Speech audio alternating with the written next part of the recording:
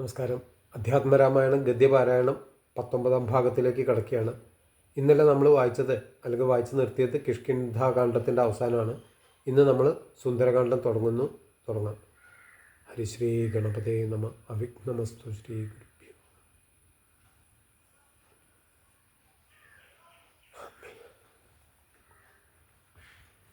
നമ്മൾ തുടങ്ങുന്നു സുന്ദരകാന്ഡം. ശ്രീരാമചന്ദ്രൻ്റെ അവതാര ലീലകൾ തുടർന്നും പറഞ്ഞു തരാൻ ആവശ്യപ്പെട്ടപ്പോൾ ശാരിക പൈതൽ കാരുണ്യമൂർത്തിയെ ധ്യാനിച്ചുകൊണ്ട് കഥ പറഞ്ഞു തുടങ്ങി. ശ്രീ പാർവതിയോട് ശ്രീ പരമേശ്വരൻ ചിരിച്ചുകൊണ്ട് തുടർന്ന് നീ കേട്ടാലും എന്നരുളി ചെയ്തു. സമുദ്രലംഘനം. 100 യോജന വിസ്താരമുള്ള സമുദ്രം താണ്ടി ലങ്കയിലെത്തുന്നതിനായി ഹനുമാൻ ശ്രീരാമപാദ താരിണകളെ സന്തോഷപൂർവ്വം ധ്യാനിച്ചു. അനന്തരം അളവറ്റ കരുത്തോടെ വാനര സമൂഹത്തോട് പറഞ്ഞു, നിങ്ങൾ കണ്ടുകൊള്ളുവിൻ, എൻ്റെ പിതാവായ വായു ഭഗവാനെ പോലെ വളരെ വേഗത്തിൽ ഞാൻ രാക്ഷസഭവനത്തിൽ പോകുന്നുണ്ട്. അജപുത്രനായ ദശരഥൻ്റെ പുത്രനായ ശ്രീരാമചന്ദ്രൻ്റെ ബാണം പോലെ പാഞ്ഞു ചെന്ന് ഞാൻ ഇന്നു തന്നെ രാമപത്നിയെ കാണും. ലോകനാഥനായ ശ്രീരാമനോട് ഞാൻ ഉടനെ വിവരമറിയിക്കും. ഇന്ന് ഞാൻ കൃതാർത്ഥനായി. ഭക്തജനങ്ങളുടെ സംസാര ദുഃഖത്തെ ഇല്ലാതാക്കുന്ന നാമങ്ങളോട് കൂടിയ ഭഗവാനെ മരണസമയത്ത് ചിന്തിക്കുന്നവർ ജീവിതസാഗരത്തെ വേഗം തരണം ചെയ്യും. ആ ജന്മം കൊണ്ട് വേറെ എന്താണ് നേടാനുള്ളത്? ഞാൻ അദ്ദേഹത്തിൻ്റെ ദൂതനാണ്. എൻ്റെ ഹൃദയത്തിൽ ശ്രീരാമചന്ദ്രൻ എപ്പോഴുമുണ്ട്. അദ്ദേഹത്തിൻ്റെ മോതിരവും എൻ്റെ ശിരസിലുണ്ട്. അതിനാൽ പെട്ടെന്ന് സമുദ്രം കടക്കാൻ എനിക്ക് കഴിയും. എനിക്ക് തെല്ലും ഭയമില്ല. വാനരന്മാരെ, നിങ്ങൾ ഒട്ടും ദുഃഖിക്കേണ്ട. ഇങ്ങനെ പറഞ്ഞിട്ട് ഹനുമാൻ തൻ്റെ വാലുയർത്തി കൈകൾ വിരിച്ച് കഴുത്തു നിവർത്തി കാലുകൾ വളച്ച് മേൽപോട്ട് നോക്കി തൻ്റെ ഹൃദയം രാവണപുരിയായ ലങ്കയിൽ ഉറപ്പിച്ച് ദക്ഷിണം ദിക്കു നോക്കിക്കൊണ്ട് ചാടി. മാഘവിഘ്നം. ഹനുമാൻ സൂര്യബിംബ ശോഭയോടെ ആകാശത്തിലൂടെ ഗരുഡനെ പോലെ പാഞ്ഞുപോയി. അപ്പോൾ ഹനുമാന്റെ ബലവേഗങ്ങൾ കണ്ടിട്ട് ദേവസമൂഹം സുരസയെന്ന നാഗമാതാവിനോട് പരീക്ഷണാർത്ഥം ഹനുമാന്റെ ഗതിക്ക് തടസ്സമുണ്ടാക്കുവാൻ പറഞ്ഞു. അത് കേട്ട് നാഗമാതാവ് പാഞ്ഞെത്തി. ഹനുമാന്റെ ബുദ്ധിയും വേഗവും വളരെ സൂക്ഷ്മദൃഷ്ടിയോടുകൂടി അറിഞ്ഞു വരിക എന്ന ദേവകളുടെ അപേക്ഷ കേട്ടിട്ട് അവൾ ആകാശമാർഗത്തിലെത്തി ഹനുമാന്റെ ഗതി മുടക്കുന്നതിനായി അഹങ്കാരത്തോടുകൂടി നിന്നു. അവൾ ഉച്ചത്തിൽ അലറി വിളിച്ചുകൊണ്ട് ഹനുമാനോട് പറഞ്ഞു, വാനരവീര, നീ എന്നെ കണ്ടില്ലേ? ഈ വഴിക്ക് പോകുന്നവരെ ഭക്ഷിച്ചു കൊള്ളുവാൻ ഈശ്വരൻ എന്നോട് കൽപ്പിച്ചിട്ടുണ്ട്. ഇന്നത്തെ ഭക്ഷണം നിന്നെ കൊണ്ടാണെന്ന് തീർച്ച. എനിക്ക് അതിയായ വിശപ്പുണ്ട്. അതിനാൽ നീ എൻ്റെ വായ്ക്കുള്ളിൽ പ്രവേശിക്കൂ. മറ്റൊന്നും ഓർത്ത് സമയം കളയണ്ട. തടിച്ച ശരീരമുള്ള സുരസയുടെ വാക്കുകൾ കേട്ടിട്ട് ഹനുമാൻ പറഞ്ഞു, ഞാൻ ശ്രീരാമചന്ദ്രൻ്റെ ആജ്ഞയനുസരിച്ച് സീതാന്വേഷണത്തിനായി പോകുന്നു. സീതാദേവിയെ കണ്ടിട്ട് ഞാൻ ഇന്നോ നാളെയോ മടങ്ങി വരും. സീതാദേവിയുടെ വൃത്താന്തമെല്ലാം രാമചന്ദ്രനെ അറിയിച്ചിട്ട് ഞാൻ ഭയമൊന്നും കൂടാതെ സന്തോഷപൂർവ്വം നിന്റെ വായിൽ പ്രവേശിക്കാം. ദേവി, അസത്യം എന്താണെന്ന് എനിക്കറിയില്ല. വേഗം വഴി തന്നാലും. നിനക്ക് നമസ്കാരം. ഇത് കേട്ട് സുരസ ഹനുമാനോട് പറഞ്ഞു, വിശപ്പും ദാഹവും എനിക്കൊട്ടും സഹിക്കാൻ കഴിയില്ല. അപ്പോൾ ഹനുമാൻ പറഞ്ഞു, നിന്റെ മനസ്സിൽ ദൃഢമായ ആഗ്രഹമുണ്ടെങ്കിൽ ഉടനെ തന്നെ വാ പിളർന്നാലും. ഹനുമാൻ 1 യോജനമുള്ള ശരീരത്തോടെ നിൽക്കുന്നത് കണ്ടപ്പോൾ സുരസ 5 യോജന വിസ്താരത്തിൽ വായ് പൊളിച്ചു. ഉടനെ തന്നെ ഹനുമാൻ തൻ്റെ ശരീരം 10 യോജന വലുപ്പത്തിലാക്കി നിന്നു. ഇത് കണ്ട് സുരസ വളരെ കൗതുകത്തോടെ 20 യോജന വിസ്താരത്തിൽ വായ് പൊളിച്ചു. ഉടനെ തന്നെ ഹനുമാൻ 30 യോജന വലുപ്പത്തിൽ നിലകൊണ്ടു. ഇതുമതി, ഇവൻ പരിശുദ്ധനാണ്, ഇവൻ ആർക്കും ജയിക്കാൻ കഴിയില്ല എന്ന് കരുതിക്കൊണ്ട് 50 യോജന വിസ്താരത്തിൽ സുരസ വായ്പിളർന്നു. അപ്പോൾ ഹനുമാൻ തൻ്റെ തപസ്സിൻ്റെ ശക്തി കൊണ്ട് വളരെ മെലിഞ്ഞ് ഒരു പെരുവിരലിനോളം വലിപ്പമുള്ളവനായി തീർന്ന് സുരസയുടെ വായ്ക്കുള്ളിൽ കടന്നിട്ട് പുറത്തു വന്ന് പറഞ്ഞു, സുരസേ സുന്ദരി നാഗമാതാവേ, നിനക്ക് നമസ്കാരം. നിന്റെ പാദകമലങ്ങൾ തന്നെയാണ് എനിക്ക് ശരണം. വാനരശ്രേഷ്ഠൻ്റെ വാക്കുകൾ കേട്ട് സുരസ ചിരിച്ചുകൊണ്ട് പറഞ്ഞു, നിനക്ക് ജയമുണ്ടാകട്ടെ. നീ ചെന്ന് ശ്രീരാമനോട് സീതയെക്കുറിച്ചുള്ള വൃത്താന്തങ്ങൾ സത്യസന്ധമായി അറിയിക്കുക. അദ്ദേഹത്തിൻ്റെ കോപത്തിനാൽ രാക്ഷസ വംശത്തെ മുഴുവൻ നശിപ്പിക്കണം. രാമകാര്യാർത്ഥം ഗമിക്കുന്ന നിന്റെ സാമർഥ്യവും ബലവും പരീക്ഷിക്കുന്നതിനു വേണ്ടി ദേവന്മാരുടെ നിർദ്ദേശപ്രകാരമാണ് ഞാൻ ഇവിടേക്ക് വന്നത്. ഇപ്രകാരം സ്വന്തം കഥയെല്ലാം ഹനുമാനോട് പറഞ്ഞിട്ട് സുരസ ദേവലോകത്തിലേക്ക് പോയി. ഹനുമാൻ കടലിനു മുകളിലൂടെ ആകാശമാർഗത്തിൽ ഗരുഡനെ പോലെ പോകുമ്പോൾ പർവ്വതശ്രേഷ്ഠനായ മൈനാകത്തോട് സമുദ്രം പറഞ്ഞു, നീ ചെന്ന് ഹനുമാനെ സൽക്കരിക്കണം. സകര മഹാരാജാവിൻ്റെ പുത്രന്മാർ എന്നെ വളർത്തിയതിനാൽ എല്ലാവരും എന്നെ സാഗരമെന്ന് വിളിക്കുന്നു. ആ സകരൻ്റെ വംശത്തിൽ ജനിച്ചവനാണ് ശ്രീരാമചന്ദ്രൻ. അദ്ദേഹത്തിൻ്റെ കാര്യസാധ്യത്തിനു വേണ്ടിയാണ് ഹനുമാൻ പോകുന്നത്. ഇടയ്ക്ക് അവനൊരു പതനം ഉണ്ടാവുകയില്ല. അതുകൊണ്ട് നീ പൊങ്ങി വന്ന് അവൻ്റെ ക്ഷീണം അകറ്റണം. ഇത് കേട്ട് രത്നകനകമയമായ മൈനാകം മനുഷ്യവേഷം ധരിച്ചുകൊണ്ട് ഹനുമാനോട് പറഞ്ഞു, കവിശ്രേഷ്ഠ, ഞാൻ ഹിമവാന്റെ പുത്രനാണ്. നീ എൻ്റെ പുറത്തിരുന്ന് തളർച്ചയകറ്റു. സമുദ്രമാണ് എന്നെ വേഗം ഇങ്ങോട്ട് പറഞ്ഞയച്ചത്. തളർച്ചയും ദാഹവും തീർത്തിട്ട് നീ യാത്ര തുടരൂ. അമൃതത്തിന് തുല്യമായ ജലവും മധുരമുള്ള തേനും നന്നായി പഴുത്ത പഴങ്ങളും ഭക്ഷിച്ചുകൊള്ളൂ. മൈനാകപർവ്വതത്തിൻ്റെ വാക്കുകൾ കേട്ട് ഹനുമാൻ പറഞ്ഞു, അരുത്, ഇതൊന്നും പാടില്ല. രാമകാര്യാർത്ഥം പുറപ്പെട്ടിരിക്കുന്നതിനാൽ എങ്ങും താമസിക്കാനാവില്ല.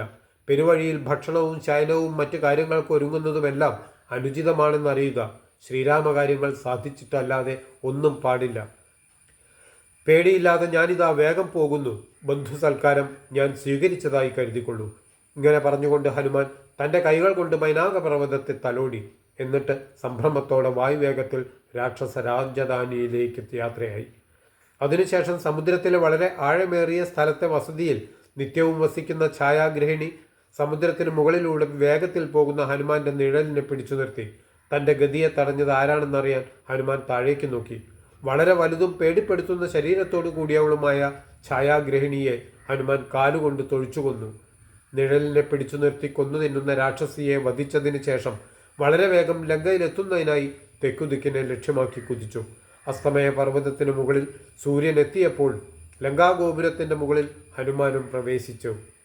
സീതാദേവിയുടെ വിശേഷങ്ങൾ അറിയാൻ പോയ ഹനുമാൻ ദക്ഷിണ സമുദ്രത്തിൻ്റെ മധ്യത്തിൽ ധാരാളം പഴങ്ങളോടും പൂക്കളോടും ഇലകളോടും കൂടി ധാരാളം പക്ഷിമൃഗാദികളുള്ളതും വള്ളിച്ചെടികളാൽ ചുറ്റപ്പെട്ട വൃക്ഷങ്ങളുള്ളതും രത്നങ്ങളും കനകങ്ങളും നിറഞ്ഞതും ദേവന്മാരുടെ നഗരത്തിനു തുല്യമായതുമായ ലങ്കാ നഗരം കണ്ടു. സ്വർണ്ണമതിൽ കോട്ടകളും പലതരം കിടങ്ങുകളും കണ്ട് ഉള്ളിൽ കടക്കുക പ്രയാസമാണെന്നറിഞ്ഞ് ഹനുമാൻ പരവശതയോടെ മഹാവിഷ്ണുവിനെ ധ്യാനിച്ചു. രാത്രിയിൽ ഇരുട്ടത്ത് ആൾ സഞ്ചാരമില്ലാത്ത സ്ഥലത്തുകൂടി രാക്ഷസ നഗരിയിൽ കടക്കാമെന്ന് ചിന്തിച്ച് മനസ്സിൽ ശ്രീരാമചന്ദ്രനെ ധ്യാനിച്ചുകൊണ്ട് ഹനുമാൻ ലങ്കയിലേക്ക് കടന്നു. ലങ്കാലക്ഷ്മി മോക്ഷം. ചപല സ്വഭാവിയായ ഹനുമാൻ വളരെ വേഗത്തിൽ കോട്ട കടന്നു. സ്വശരീരം കടുകുപോലെ സൂക്ഷ്മമാക്കി സീതാദേവിയുടെ പാതാരവിന്ദങ്ങളെ ചിന്തിച്ചുകൊണ്ട് ഭയമില്ലാതെ ഇടതുകാൽ നീട്ടിവെച്ച് ലങ്കയിൽ പ്രവേശിക്കാൻ തുടങ്ങിയപ്പോൾ രാക്ഷസിയുടെ രൂപത്തിൽ ഉച്ചത്തിൽ അലറിക്കൊണ്ട് ലങ്കാലക്ഷ്മി അടുത്തെത്തി. ലങ്കാലക്ഷ്മി ഹനുമാനോട് ചോദിച്ചു, നീ ഇവിടെ ഒറ്റയ്ക്ക് വരാൻ എന്താണ് കാരണം? നീ കള്ളനാണോ? നിന്റെ ആഗ്രഹം എന്താണെന്ന് പറയൂ. അസുരന്മാർക്കോ ദേവതകൾക്കോ മനുഷ്യർക്കോ മറ്റു ജീവികൾക്കോ ഞാൻ അറിയാതെ ഇതിനകത്ത് പ്രവേശിക്കാനാവില്ല. ഇങ്ങനെ ക്രൂരവാക്കുകൾ പറഞ്ഞുകൊണ്ട് അടുത്തു ചെന്നവൾ ഹനുമാനെ പ്രഹരിച്ചു. അതിലേറെ രോഷത്തോടെ ഹനുമാനും തിരിച്ചു പ്രഹരിച്ചു. ശ്രീരാമന്റെ ശ്രേഷ്ഠനായ മന്ത്രിയുടെ ഇടത്തെ കൈക്കൊണ്ടുള്ള അടിയാൽ നിലം പതിച്ച ലങ്കാലക്ഷ്മി ചോര ഛർദ്ദിച്ചു. ലങ്കാലക്ഷ്മി എഴുന്നേറ്റ് നിന്നുകൊണ്ട് പറഞ്ഞു, സഖേ, അങ്ങയുടെ ബാഹുബലം ഞാൻ കണ്ടു. ഇതെൻ്റെ വിധിയാണ്. പണ്ടുതന്നെ ബ്രഹ്മാവ് എന്നോട് ഇവയെല്ലാം പറഞ്ഞിട്ടുണ്ട്.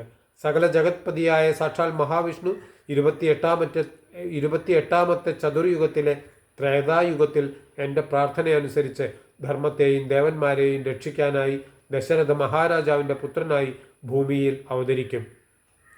രാവണവധത്തിനായി മായാദേവി ജനക മഹാരാജാവിൻ്റെ പുത്രിയായി പിറക്കും. സഹോദരനോടും ഭാര്യയോടും കൂടി ശ്രീരാമൻ തപസ്സനുഷ്ഠിക്കുന്നതിനായി വനത്തിൽ വസിക്കുമ്പോൾ രാവണൻ രാമപത്നിയായ സീതയെയും തട്ടിക്കൊണ്ട് ലങ്കയിൽ വന്നു പാർക്കും. അക്കാലത്ത് സുഗ്രീവനുമായി ശ്രീരാമൻ സഖ്യം ചെയ്യും. പിന്നീട് സുഗ്രീവന്റെ ആജ്ഞയാൽ വാനരന്മാർ സകല ദിക്കുകളിലും സീതാദേവിയെ അന്വേഷിച്ച് നടക്കുന്നതിനിടയിൽ ഒരു വാനരൻ നിന്റെ അടുക്കൽ വന്നെത്തും. അവനോട് വഴക്കിടുമ്പോൾ നീ ഭയപ്പെടും. യുദ്ധനിപുണനായ അവനിൽ നിന്ന് പ്രഹരമേറ്റിട്ട് നീ അവന് പ്രവേശനാനുമതി നൽകണം. ഒരു വാനരനിൽ നിന്നും പ്രഹരമേൽക്കുന്ന ദിവസം നീ മടങ്ങിപ്പോന്നുകൊള്ളുക എന്ന് ബ്രഹ്മദേവൻ കാരുണ്യത്തോടെ നിയോഗിച്ചതുകൊണ്ട് വളരെ കാലമായി ഞാൻ ഇവിടെ കാത്തിരിക്കുകയായിരുന്നു. ഇന്ന് നീ രാമകാര്യാർത്ഥമായി പ്രയാസമില്ലാതെ പോയിക്കൊള്ളൂ. ഇന്ന് നീ ലങ്കാനഗരത്തെ ജയിച്ചടക്കിയിരിക്കുന്നു. രാവണന്റെ മരണവും അടുത്തിരിക്കുന്നു. ഭഗവദ്ദാസനായ അങ്ങ് വേഗം ദേവിയെ ചെന്ന് കാണുക. ദേവന്മാരുടെ ശത്രുവായ രാവണന്റെ അന്തഃപുരത്തിലെ ദിവ്യമായ ക്രീഡോദ്യാനത്തിൽ അനേകം വൃക്ഷങ്ങളുണ്ട്. പുതുപ്പൂക്കളും ഫലങ്ങളും നിറഞ്ഞ വൃക്ഷങ്ങളോട് ചേർന്ന് നിൽക്കുന്ന ശിംശഭാ വൃക്ഷച്ചുവട്ടിൽ രാക്ഷസികളുടെ നടുവിൽ അതീവ ദുഃഖിതയായി നിർമ്മലയായ സീതാദേവി വസിക്കുന്നുണ്ട്. അങ്ങ് സമുദ്രം കടന്നു എന്ന് ശ്രീരാമചന്ദ്രനോട് സീതാവൃത്താന്തമെല്ലാം അറിയിക്കുക. സർവലോകപതിയായ ശ്രീരാമൻ എന്നെ രക്ഷിക്കട്ടെ. അത്യുത്തമനായ നിനക്ക് മംഗളവും ഭവിക്കട്ടെ. ഇങ്ങനെ മധുരവാക്കുകൾ പറഞ്ഞിട്ട് ലങ്കാലക്ഷ്മി ലങ്കയിൽ നിന്നും മറഞ്ഞു. സീതാദർശനം. ഹനുമാൻ ത്രികുടാചല ശിഖരത്തിൽ സമുദ്രം കടന്നു വന്നെത്തിയപ്പോൾ സീതാദേവിക്കും രാവണനും ഒരേ സമയം ഇടതുഭാഗം തുടിച്ചു. ശ്രീരാമചന്ദ്രൻ അപ്പോൾ തൻ്റെ ശരീരത്തിൻ്റെ വലതുഭാഗവും തുടിച്ചു. ഇടതുഭാഗം തുടിക്കുന്നത് സ്ത്രീകൾക്ക് ശുഭ സൂചകവും പുരുഷന്മാർക്ക് അശുഭ സൂചകവുമാണ്. തിരിച്ചു. ഭൂമിയിൽ പിറന്നാൽ സുഖദുഃഖങ്ങൾ ഒഴിവാക്കാൻ കഴിയുകയില്ലല്ലോ. അന്ന് രാത്രിയിൽ ഹനുമാൻ സൂക്ഷ്മ ശരീരനായി ഉദയ സൂര്യകിരണങ്ങളെപ്പോലെ ശോഭയുള്ള ലങ്കയിൽ പ്രവേശിച്ചു. ലങ്കയിൽ എല്ലായിടത്തും ഹനുമാൻ സീതാദേവിയെ അന്വേഷിച്ചു. രാവണന്റെ മണിയറയിലായിരിക്കും സീതാദേവി ഇരിക്കുന്നത് എന്നോർത്ത് ഹനുമാൻ കനകങ്ങളും രത്നങ്ങളും പതിച്ച നഗരാന്തർഭാഗത്തിലൊക്കെ അന്വേഷിച്ചു. അവിടെയെങ്ങും കാണാഞ്ഞപ്പോൾ ഹനുമാൻ ലങ്കാലക്ഷ്മിയുടെ വാക്കുകൾ ഓർത്തു. അനന്തരം ഹനുമാൻ ഉദ്യാനത്തിൽ അന്വേഷിക്കാൻ തുടങ്ങി. പൂന്തോട്ടവും അമൃതതുല്യമായ ജലം നിറഞ്ഞ തടാകവും പൊക്കമേറിയ സൗധങ്ങളും ഗോപുരങ്ങളും രാവണന്റെ സഹോദരന്മാരുടെയും പുത്രന്മാരുടെയും മന്ത്രിമാരുടെയും സേനാപതികളുടെയും വാസഗൃഹങ്ങളും സ്വർണമയമായ കോട്ട, കൊടിമരം, പതാക എന്നിവയെല്ലാം ഉള്ള രാവണന്റെ കൊട്ടാരം കണ്ടാൽ ദിക്പാലകന്മാരുടെ ഭവനങ്ങൾ അവഗണിക്കത്തക്കതാകും. രത്നങ്ങളും കനകങ്ങളും പതിച്ച ഭവനങ്ങളിലെങ്ങും സീതയെ കാണാഞ്ഞ് പിന്നെയും അന്വേഷിച്ച് നടക്കുമ്പോൾ പുഷ്പങ്ങളുടെ സുഗന്ധവും പേറിക്കൊണ്ട് വായു അതിരഹസ്യമായി വന്ന് കൂടെ കൂട്ടിക്കൊണ്ടുപോയി. ഉദ്യാനവും തിങ്ങി നിൽക്കുന്ന വൻമരങ്ങളും ഉയരമുള്ള ശിംശഭാ വൃക്ഷവും വളരെ അടുത്തായി തന്നെ ജഗദീശ്വരിയെയും വായു ഭഗവാൻ തൻ്റെ പുത്രന് കാണിച്ചു കൊടുത്തു.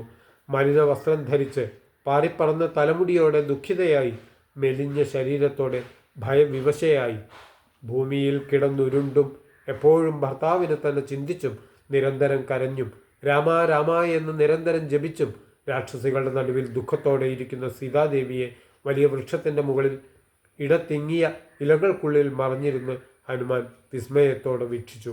സൂര്യവംശത്തിൻ്റെ നാഥനായ ശ്രീരാമൻ്റെ ദേവിയായ സീതയെ കണ്ട് ഹനുമാൻ ചിന്തിച്ചു. ജഗദീശ്വരിയായ ലക്ഷ്മി ദേവിയുടെ തിരുവുടൽ ഞാൻ കണ്ടു. അതിനാൽ ഞാൻ കൃതാർത്ഥനായി. ശ്രീരാമദേവൻ്റെ കാര്യം പ്രയാസം കൂടാതെ ഞാൻ ഇന്ന് സാധിക്കും. രാവണന്റെ പുറപ്പാട്. ഇങ്ങനെ പലതും ഓർത്തുകൊണ്ട് ഹനുമാൻ ആ വൃക്ഷശിഖരത്തിൽ അല്പസമയം ഇരുന്നു. അപ്പോൾ രാവണന്റെ ഗൃഹത്തിന് പുറത്തുനിന്നും ചില ഘോഷ ശബ്ദങ്ങൾ കേൾക്കാൻ തുടങ്ങി.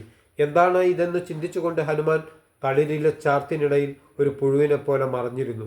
ദേവന്മാരുടെ ശത്രുവായ രാവണന്റെ വരവ് കണ്ട് ഹനുമാൻ വിസ്മയം പൂണ്ടു.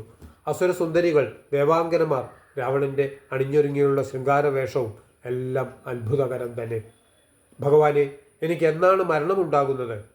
സകല ജഗത്പതിയായ സാക്ഷാൽ മുകുന്ദനെയും കണ്ടുകൊണ്ട് മൂർച്ചയേറിയ അമ്പുകളാൽ മുറിക്കപ്പെട്ട അംഗങ്ങളോട് കൂടിയവനായി ഭഗവാന്റെ പരിശുദ്ധമായ പാതാരവിന്ദങ്ങളിൽ അർപ്പിക്കപ്പെട്ട മനസ്സോടെ വൈകുണ്ഠ രാജ്യം പ്രാപിക്കാൻ എനിക്ക് എന്ന് കഴിയും? അതിനു പറ്റിയ സമയം ഇതാണെന്ന് കരുതിയാണ് ഞാൻ സീതാദേവിയെ തട്ടിക്കൊണ്ടുപോകുന്നത്.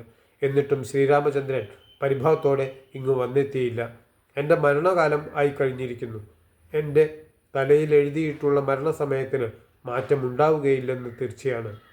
കാലസ്വരൂപനായ ഭഗവാന്റെ ആഗ്രഹം ബ്രഹ്മാവിന് പോലും അറിയാവുന്നതല്ല. ഇങ്ങനെ ഓരോന്ന് ചിന്തിച്ച് മനസ്സിൽ ശ്രീരാമനെ തന്നെ ധ്യാനിച്ചിരിക്കെ രാവണൻ ഹനുമാൻ അവിടെ എത്തുന്നതിന് മുമ്പ് ഒരു സ്വപ്നം കണ്ടു. ശ്രീരാമചന്ദ്രൻ്റെ ദൂതനായി ഇഷ്ടാനുസരണം രൂപം മാറാൻ കഴിവുള്ള ഒരു വാനരൻ രാത്രിയിൽ ഇവിടെ വരും. അവൻ ഒരു പുഴുവിനെപ്പോലെ ചെറിയ ശരീരത്തോടുകൂടി ശ്രേഷ്ഠമായ ഈ നഗരം മുഴുവൻ തിരഞ്ഞിട്ട് വൻമരത്തിൻ്റെ മുകളിൽ വന്നിരുന്ന് സീതാദേവിയെയും കണ്ട് രാമകഥ മുഴുവനും അവളോട് പറഞ്ഞ് അടയാളവും നൽകി അവളെ ആശ്വസിപ്പിച്ചിട്ട് പോകും. ആ സമയത്ത് ശ്രീരാമൻ അറിയുന്നതിനായി ഞാൻ വാക്കുകളാവുന്ന അസ്ത്രങ്ങൾ കൊണ്ട് സീതാദേവിയുടെ ദുഃഖം വർദ്ധിപ്പിക്കുന്നുണ്ട്. അതും കൂടി അവൻ അങ്ങ് ചെന്നറിയിച്ചാൽ രാമൻ കോപിച്ച് വേഗത്തിൽ ഇവിടെ വന്നെത്തും. യുദ്ധക്കളത്തിൽ രാമശരമേറ്റ് എനിക്ക് തീർച്ചയായും സുഖമരണം ലഭിക്കും. ദേവന്മാരുടെ നിശ്ചയമനുസരിച്ച് എല്ലാം യാഥാർത്ഥ്യമാകും. ചിലർക്ക് ചിലപ്പോഴൊക്കെ സ്വപ്നം സത്യമായി തീരുകയും ചെയ്യും. മനസ്സിൽ ഇങ്ങനെ പലതും ഓർത്തുകൊണ്ട് രാവണൻ തൻ്റെ വസതിയിൽ നിന്നും പുറപ്പെട്ടു. രത്നങ്ങൾ പതിച്ച സ്വർണ്ണവളകൾ, തോൾവള, അരഞ്ഞാണം, നൂപുരം തുടങ്ങിയുള്ള ആഭരണങ്ങളുടെ ശബ്ദം കേട്ട സീത പരവശതയോടെ നോക്കി. അപ്പോൾ മുന്നിലായി ദേവശത്രുവായ രാവണൻ വരുന്നത് കണ്ട് സീതാദേവി മാറിടം തുളകൾ കൊണ്ട് മറച്ച് മുഖം താഴ്ത്തി വിറപൂണ്ട് ശ്രീരാമചന്ദ്രൻ്റെ പവിത്ര ദേഹം തന്നെ ധാരിച്ചുകൊണ്ടിരുന്നു. ആ സമയത്ത് രാവണൻ കാമപീഠയോടെ സീതാദേവിയുടെ സമീപത്ത് വന്ന് തൊഴുതു നിന്നു. അടുത്തത് നമുക്ക് നാളെ വായിക്കാം. രാവണൻ്റെ ഇച്ഛാഭംഗമാണ്.